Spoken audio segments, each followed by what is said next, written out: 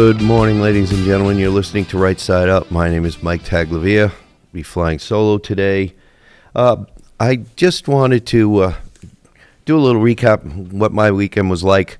I attended two forums, one in Barre, one in Rutland, with regard to the upcoming the upcoming Vermont GOP reorganization. We have a lot of candidates running for various offices, and I had a lot of people talking to me worried that we had, so many candidates, and I don't see that as a disadvantage. I see it as an advantage. We have a deep bench.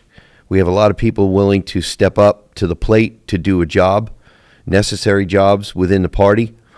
And I think when you look at the Republican Party with respect to other parties in this state, I know we have a Democrat Party still in this state. We have more a progressive party that I think has just completely swallowed up the Democrat Party and has left any Democrats who call themselves Democrats in this state wondering where they go, who they should be aligning themselves with. And to those people who feel like the Democrat Party has left them, maybe you should turn to the Republican Party. We're willing to welcome you with open arms. We are talking about common sense, public safety, lower taxes, more affordable housing, the things that are on people's minds every day, all day, while they go to work, when they're dropping their kids off to school or to daycare, trying to make ends meet.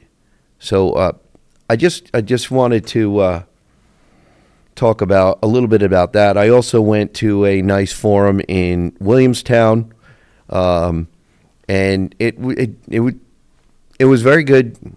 It was well attended, and most of the theme of the gathering in Williamstown was about public safety. And I think public safety is going to be the biggest issue on people's minds this whole session coming up. We're right around the corner from January, and please, ladies and gentlemen, don't think that I'm trying to rush things, but it's really right around the corner, and public safety issues, revolving bail, drug problems, people who are addicted to drugs, committing crimes repeatedly in the tens of maybe hundreds of times. We know that there are people who have had north of 1,000 interactions with law enforcement. I get calls in my district all the time with people concerned about public safety. So I think that's going to be the largest problem that we deal with in the legislature. I know that Act 73 is heavy on the minds of parents and taxpayers, but public safety, I think, is going to eclipse it because of the what does Rob Roper call them now? People experiencing, we as Vermonters, people experiencing progressive policies. The policies of the left, of the progressives, have not helped. They've only harmed. Harm reduction policies have only increased more harm, more victims, more people who don't feel safe in their homes, in their neighborhoods, in their cars when they're traveling down the road. So I just wanted to give a little recap on what my weekend was like. And I was reading through some of the news outlets that I like to look at to try to get actual news reporting, facts, and data, and I can decide for myself after I've read. And one of the ones I found was on Vermont Daily Chronicle, dated 3 November 2025. 3 out of 4 Vermonters are not vaxxed against COVID-19. This is by Guy Page. With winter nearing, Vermont health officials are urging residents 5 years old and older to be vaccinated against flu, COVID-19, and RSV. State data show that 25% of Vermonters have received the vaccine in 2024-2025 season, compared to 26% in 2022-2023. The highest percentage, 33%, is in Chittenden County, the lowest in rural Essex County with 11%. Reasons given for not receiving the COVID-19 vaccine include confidence in natural immunity and lack of confidence in the vaccine, according to comments on VDC's Facebook page. Quote, vaccination helps keep our communities strong, end quote. Health Commissioner Rick Hildebrand, MD, said in an October 31 statement, quote, by staying up to date on recommended vaccines, we not only reduce our own risk of severe illness, but we also help protect those around us, end quote. Some officials say this year's flu and COVID-19 vaccines have been updated to target the most recent circulating strains. The shots are recommended for everyone 6 months and older. Immunizations for RSV are also widely available for pregnant people, infants, and other adults. Let me just correct this for one. Pregnant people. How about pregnant women? I like that better. Anyway, let's get back here. People at higher risk of severe illness, including older Vermonters, young children, pregnant people, pregnant women, and those with weakened immune systems are especially encouraged to get vaccinated as respiratory viruses begin to circulate more widely, the health department said. On November 1, VDC posted the health department statement on its Facebook page and asked readers this question: do you plan to get vaccinated for COVID-19? Why or why not? The post had 5,000 views and 69 comments, most but all of the comments respond in the negative. Some highlighted the viruses of natural immunity, or virtues, Absolutely no to COVID/flu/single/RSV, one commenter said. Natural immunity works. This was Lynn who responded.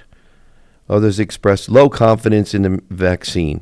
More and more confirmed studies show vaccine injuries. Please research before putting this into your body, says Didi. This year, the health department issued updated COVID-19 vaccine recommendations to make access easier. Anyone age 5 and older can receive both flu and COVID-19 vaccines at most pharmacies. Healthcare providers continue to offer vaccines as well, including for children under 5. Officials note that most insurance plans cover immunizations, but adults over 65 who lack insurance or whose plans don't cover vaccines can receive them at no cost through local health offices. All right, I want to break from the article to talk a little bit about one person, a commenter, mentioned something about the adverse effects. And I want to go back to something that is in the legislature. Actually, two bills that are currently in the legislature. Okay, one of them is H61. The subject is healthcare, decision-making, bodily autonomy. Okay, a statement of purpose of bill as introduced. This is H61 now, ladies and gentlemen. This bill proposes to recognize and to prohibit any interference with an individual's rights to bodily autonomy, to make the individual's own healthcare decisions, and to be free to accept or refuse any health or medical intervention, testing, treatment, or vaccine based on the individual's own religious, conscientious, or personal beliefs. I just wanted to put that out there since their health department here is encouraging people to get certain vaccines, flu, COVID-19, RSV, and the like. We have one other one here. Let me see if I can find it on my rusty, trusty little laptop here. We have H69. And this, like I said, is currently on the wall up in Montpelier. Hopefully we'll be able to discuss it this beginning of this session. Let's see. Subject: health, communicable disease, immunizations, adverse reactions. Report. Statement of purpose of bill as introduced. This bill proposes to require the Department of Health to submit an annual report to the General Assembly regarding adverse reactions reported to the Vaccine Adverse Event Reporting System. That is H69.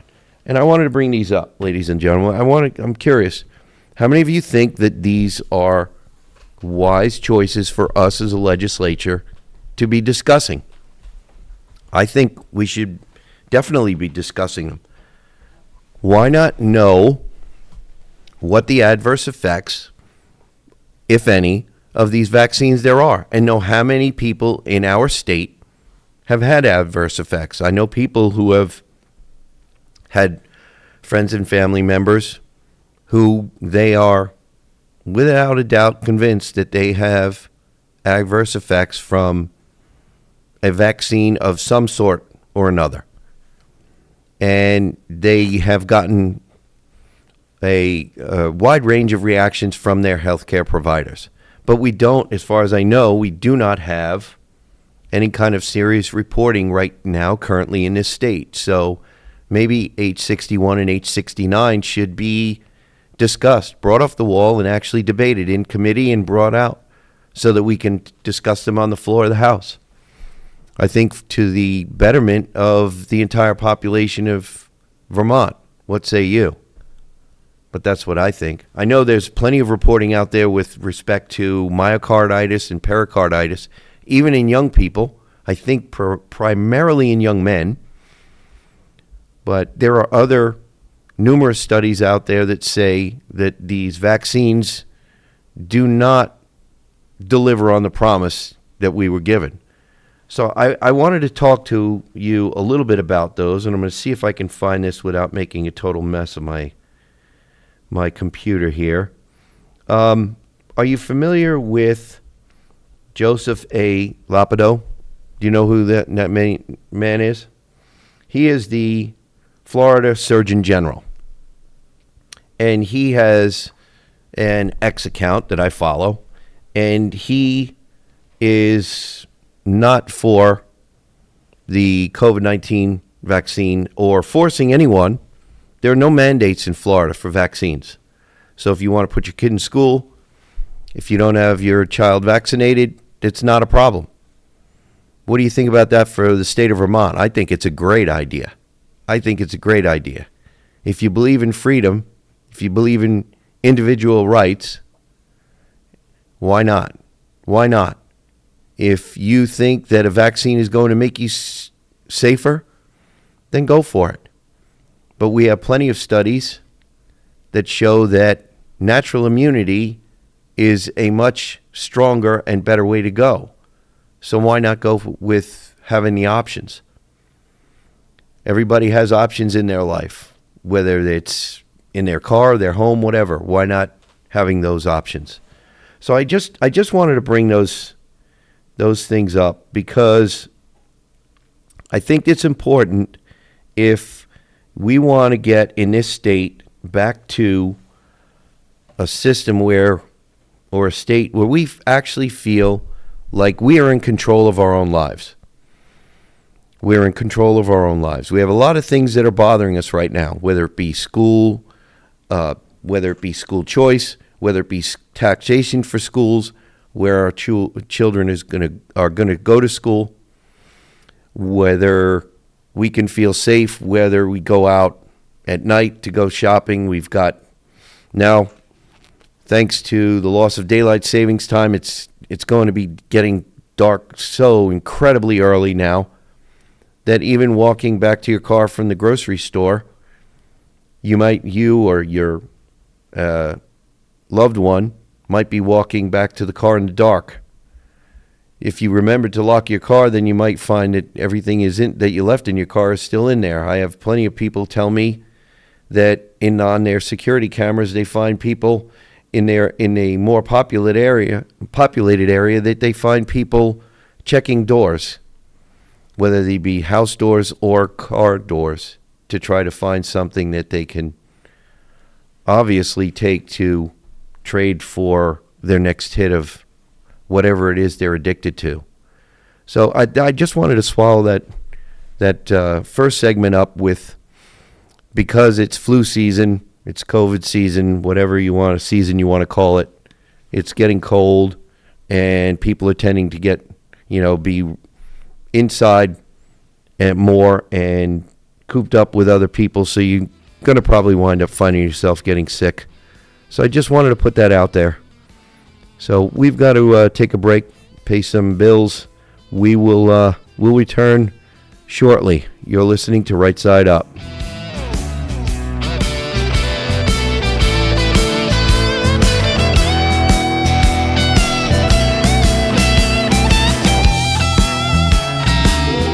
From your logo to your look, Yipes brings your brand to life. Need custom shirts, eye-catching signs, or full-color vehicle graphics? The crew at Yipes have you covered with screen printing, embroidery, full vehicle wraps, and all your custom designs that make your logo stand out anywhere. And when it's time to take care of your ride, Yipes Berry & Bevan & Sons is your go-to for remote car starters, spray-on bed liners, auto accessories, and general maintenance that keep your car fine-tuned and looking sharp. Yipes Berry & Bevan & Sons. Local, creative, and ready to serve. Visit us at 439 North Main Street or give us a call at 802-479-0055.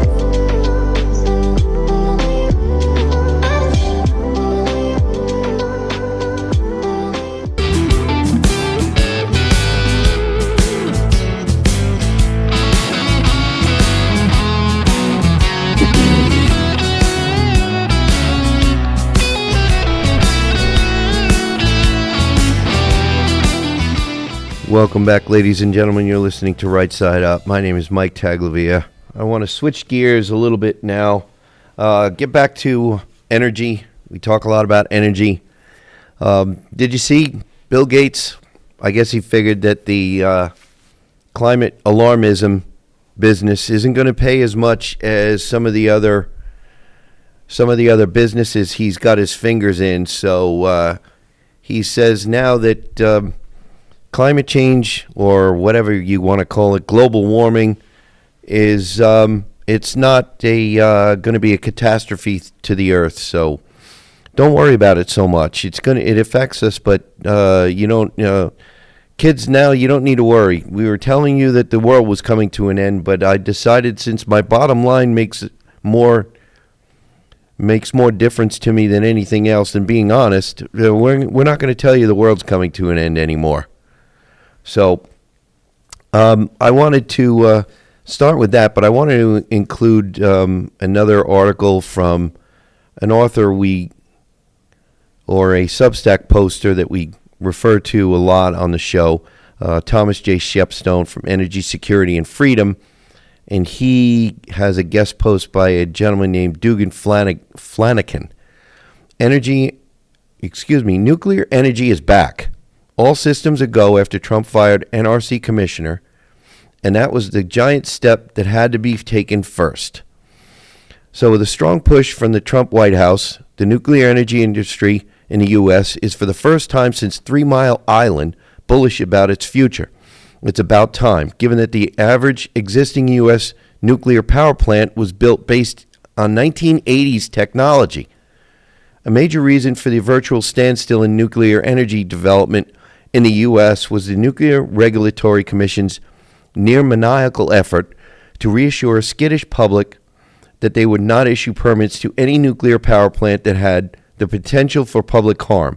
Now, ladies and gentlemen, I'm 62 years old. I remember when 3 Mile Island had their issues and it was shut down. And I feel like for most of my life, we were lied to about the dangers of, or the level of danger of, nuclear power. And we're finding out either that there have been advances that were not able to be permitted because of the Nuclear Regulatory Commission, or we were just straight up lied to because cheap energy is what brings people out of poverty, and you can't control people if you can keep them down by having them pay too much for energy that certain people in the government know can keep it high, keep the cost high, to keep you from climbing that financial ladder, right? So let me get back to the article here. The shot heard around the world signaling a change in U.S. nuclear policy was the summary firing of NRC Commissioner Christopher Hansen, whose divinity school background may have contributed to a perception he viewed his job as more a gatekeeper for regulatory control than a partner in building a U.S. nuclear future. As Senate Environment and Public Works Committee Chair Shelley Moore Capito, Republican from West Virginia, said, for decades, this is a quote, for decades, the NRC took too long, cost too much, and did not have a predictable and efficient process to approve new licenses or modernize outdated regulations. Newly installed NRC Chair David Wright has called the Trump directives not, quote, just regulatory reform, end quote, but, quote, a cultural transformation that positions the NRC to be a forward-leaning, risk-informed regulator for the future, end quote.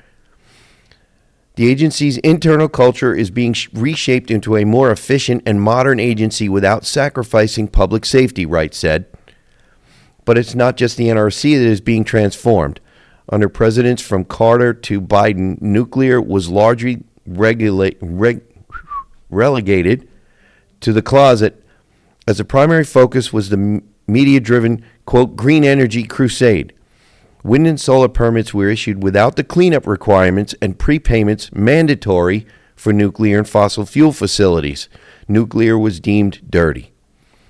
The first Trump term was so mangled by political infighting, both inter-party and cross-party, that any real nuclear energy agenda lay buried among the lawsuits. In the interim, however, artificial intelligence made giant leaps, and the demand for electric power for fast-growing data centers was exploding. Wind and solar cannot be relied upon by entities development upon 24/7, 365 power. Dependent on 24/7, 365 power. And nuclear is still viewed as the cleaner option vis-a-vis natural gas. Even before Trump's re-election, tech giants were busily signing nuclear energy deals to power their data centers. We covered this probably almost a year ago on Right Side Up. Last September, the owner of the long-shuttered 3 Mile Island Unit 1 nuclear power plant announced plans to restart operations in 2027, thanks to a 20-year power purchase agreement with Microsoft for a nearby AI data center. So like I said, Bill Gates has decided the money is in nuclear. Last October, Amazon and Google both announced that they would be investing in small modular reactors for AI data centers. And it sounds like, ladies and gentlemen, small modular reactors are going to be the way to go. 2 months later, Meta said it planned to follow suit. The amazing thing is that uncertainty that the SMR manufacturers will be able to deliver as quickly and as affordably as the tech giants demand. The simple reason, they have no track record yet, but energy demand is so high that waiting is not an option. In the last few weeks, what was already a fast train picked up even more speed.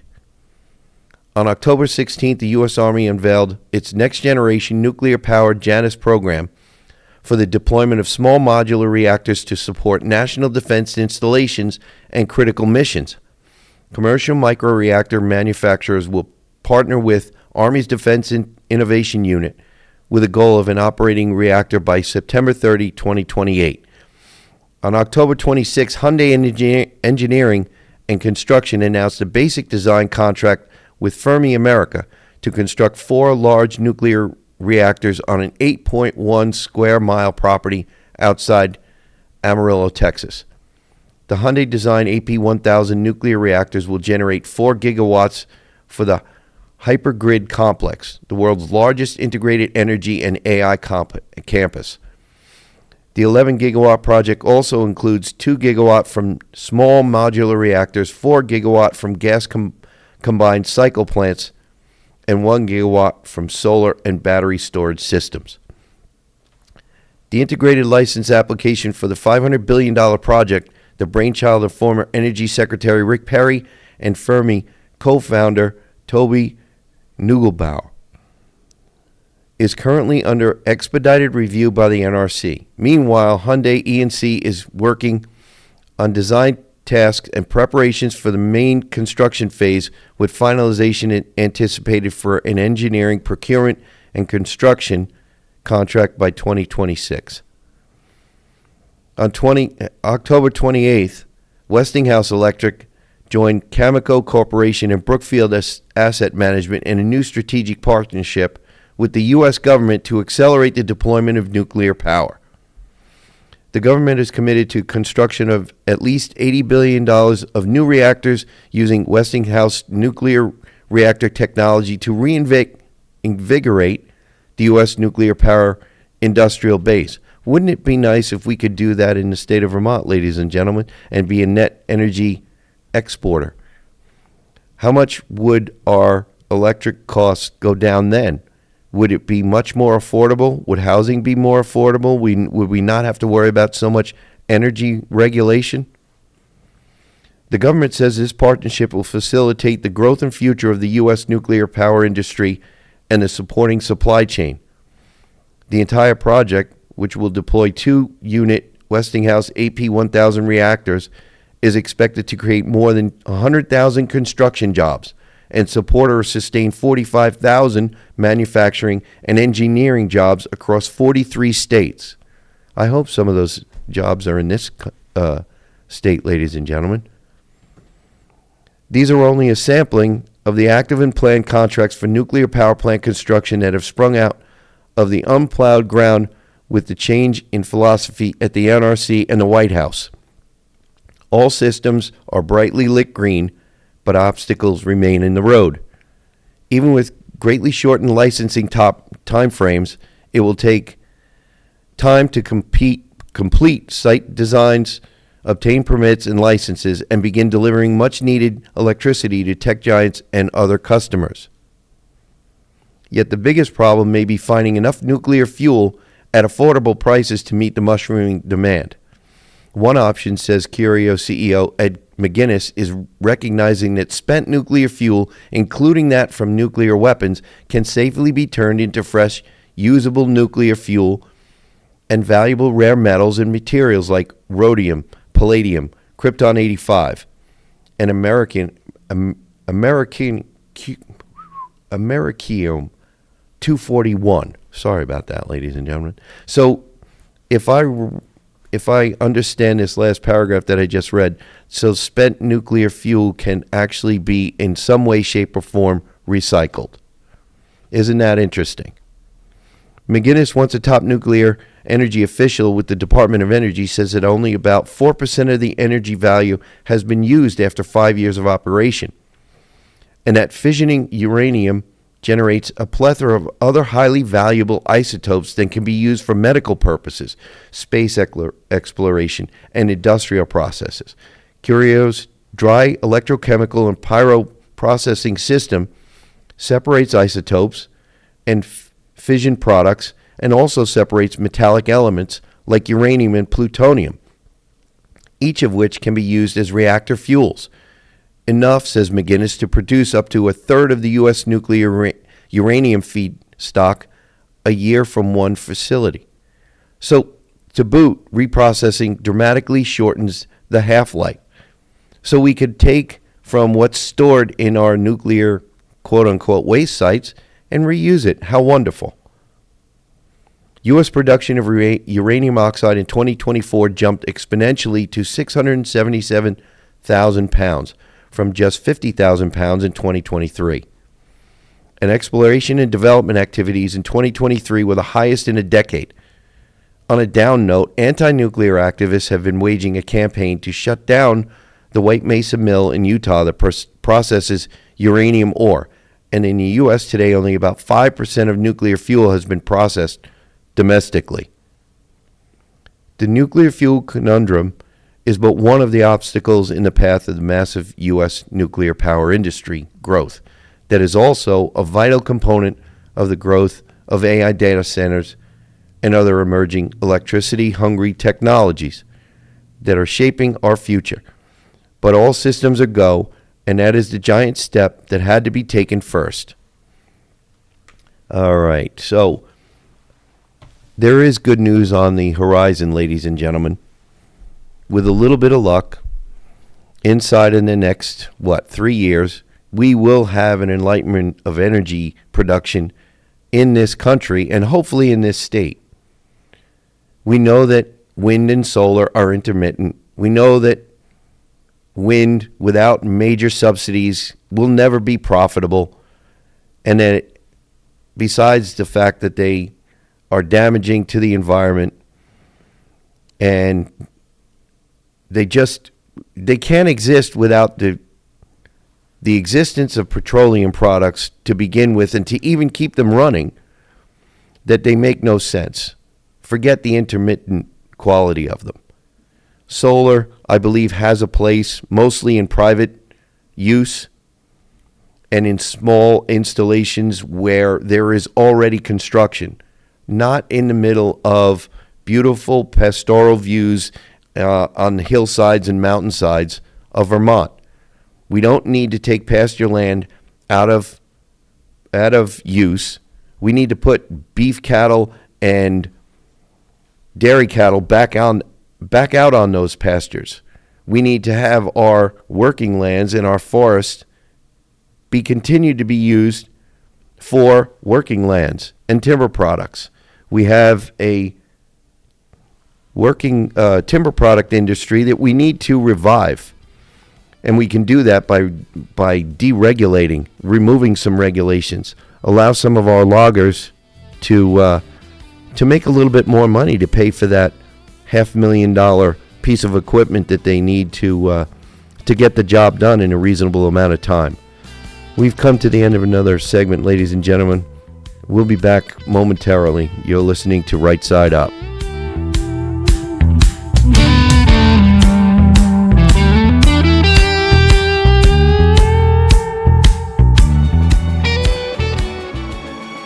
Did you know that not only do we specialize in everyday arrangements, but we also do weddings, events, and funerals? Give us a call at 802-476-3126. Email us at emsleytheflorist@gmail.com, or you can check out our profile on our website, emsleythefloristweddingday.com.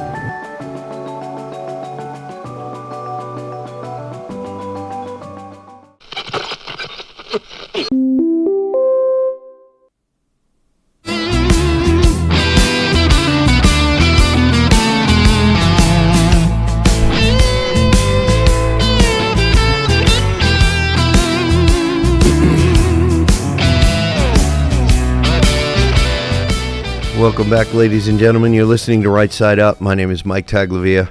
Before we get into our next segment, I want to remind all our listeners, rightsideUpradio@gmail.com if you'd like to drop us a line.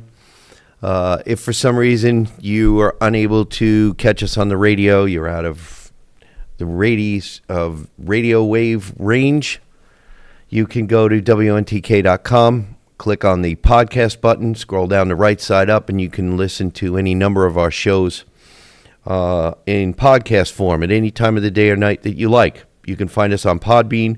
You can find us on 802 Scoop. Facebook, 802 Scoop. YouTube. And very soon, we'll have another platform that you can find us on just as soon as I learn how to do a little bit more electronic stuff that I'm not very good at. But I just wanted to cover all of that with you. I want to move on to something else. This is not only a local issue, but is a national issue. So this next article is by John Clark from Small Farm Republic. And it's titled, "The Dems Are Holding the Nation Hostage." The result, inflated healthcare costs and sicker Americans. The MAHA movement has promised to make Americans healthier, not by expanding healthcare services, but by reducing illness. This is a radical reversal of long-standing healthcare model that is destroying the United States economy as average life expectancies plummet and various diseases, including cancer, diabetes, obesity, autism, and heart disease, become more prevalent. Healthier food and reduced exposure to toxins are proven preventive measures touted by HHS Secretary Robert F. Kennedy Jr. and many health experts. Unfortunately, the Democrats are holding this plan hostage, shutting down the government by demanding massive funding to perpetuate the failed scheme of the Affordable Care Act, led by Vermont's Bernie Sanders and Peter Welch. That's right, ladies and gentlemen. They're voting, those two senators are voting to keep the government closed. The failed model, also known as Obamacare, has resulted in skyrocketing healthcare expenditures and insurance premiums, yet Americans are sicker. The Trump administration has reduced Medicare spending, but diverted massive funding to the hospitals that most need support through the Rural Health Transformation Program, RHT, which allocates $50 billion over 5 years to the nation's rural hospitals. Sanders and Welsh are holding the national budget, including WIC and SNAP benefits, hostage to secure ongoing funding for a gargantuan, inefficient federal bureaucracy rather than ensuring the RHT program rescues struggling rural hospitals. States can submit applications to the RHT program to improve rural hospitals by providing better patient food, advanced technologies, staff nutrition training, and more efficient use of SNAP benefits. The idea is not to cure more disease, but to prevent it. Prevention and education have proved to be the most cost-effective investments to combat the opioid crisis, and a similar logic applies to health outcomes. Type 2 diabetes can be cured for most people with dietary changes, eliminating the expense of insulin injections rather than funding more insulin. Healthier foods in hospitals can shorten hospital stays, reduce return visits for diet-related conditions, and teach patients lifelong eating habits that will minimize future illness. Healthier diets eliminate the need for costly drugs like Wegovy and Ozempic, saving taxpayers billions while saving lives and sparing patients from various side effects. Secretary Kennedy has repeatedly vowed to focus on the root causes of chronic disease. Rural hospitals have been struggling for years, with about a third currently at risk of closure. Rural populations are also generally more unhealthy than those in urban areas. Addressing this disparity directly rather than through a lethargic, failed Medicare and Medicaid system is sensible. Dr. Mehmet Oz, who oversees the Centers for Medicare and Medicaid Services, has said it's time to rethink the rural care model rather than simply pay bills or patch over systemic problems, instead prioritizing sustainability, quality, and prevention. He declared, "We want transformative big ideas that will dramatically change our expectations of the rural healthcare system."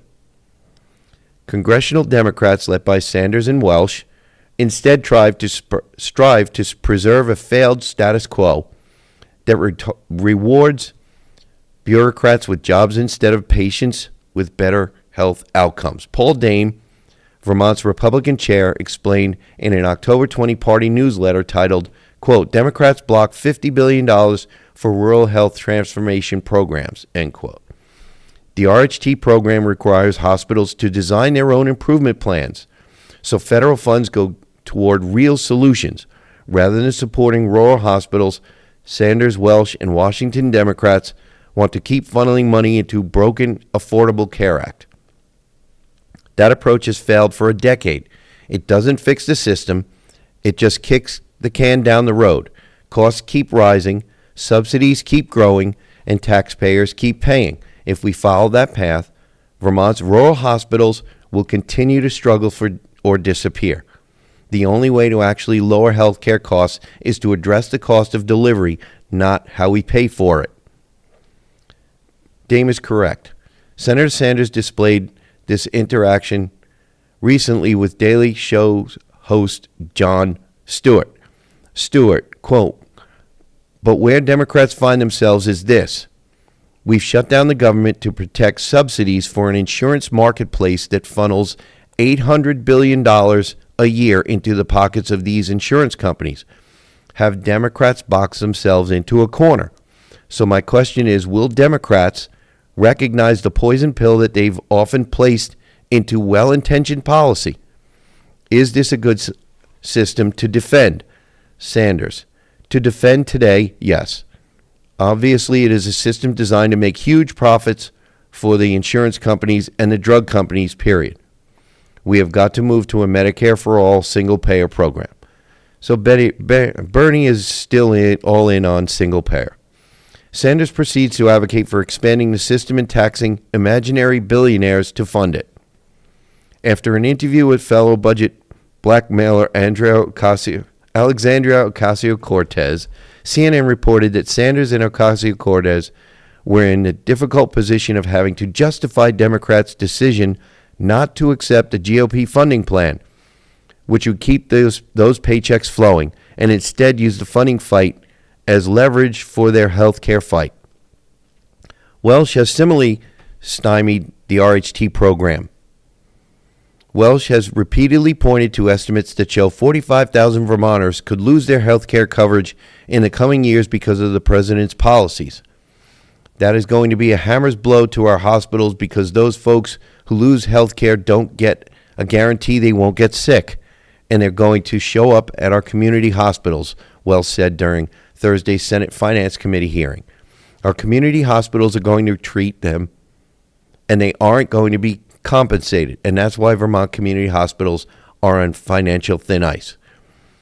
Vermont's community hospitals are on thin ice because Vermont's bureaucratic bloat has crippled them with fantastical healthcare models that have delivered profits to technocrats and middle management while crippling service quality and costs. According to Consumer Affairs, Vermont holds the dubious honor of being the most expensive state for health care in the nation, including the highest annual premium of all states. Vermont displays a dismal track record of healthcare administration premised on an experimental model funded by the Sanders-Welsh cure-all of pumping more federal dollars into failed, money-sucking, for-profit scheme that fails to deliver improved health outcomes. Vermont's One Care effort overspent year after year while paying hefty salaries to failed administrators. As I wrote back in 2022, One Care Vermont employees were being paid nearly twice what comparable organizations paid. Rural hospitals were being damaged by the program while patient care declined. State Auditor Doug Hoffer concluded that One Care has cost the state $25.6 million more than it would have paid under the fee-for-service Medicaid model, and deemed $12.7 million to be unaccountable expenditures. In his recent book studying healthcare industry waste titled Pre-Existing Conditions, How Lobbying Makes American Healthcare More Expensive, University of Vermont professor Alex Garlick pointed to the bureaucratic hurdles that hurt patients not just in the Green Mountain State, but across the country. He calculated that states with most lobbyists experience the greatest increase in healthcare costs. Professor Garlick stated that it's hard to expect the industry to issue the recommendations that are going to reduce their own revenues. Vermont and its bumbling U.S. senators prove why a novel effort like RHTP, which directly supports rural hospitals through policies that improve health outcomes and prevent illness, is far superior to the botched bureaucratic mess they leave in their wake. What is all the more disgraceful is that Vermont is uniquely positioned to benefit from the RHT program and is applying for $500 million that its senators are actively blocking. Our senators are blocking a possibility to improve our healthcare system, ladies and gentlemen. It seems many Democrats prefer an inefficient bureaucracy that sickens Americans while enriching administrators and discouraging medical staff. Secretary Kennedy and Dr. Mehmet Oz are determined to change that failed model to make America healthy again. Key takeaways. Congressional Democrats are holding the entire nation hostage in a budget battle solely to ensure more taxpayer dollars are wasted in a failed bureaucratic model that is unsustainable and does not prevent illness.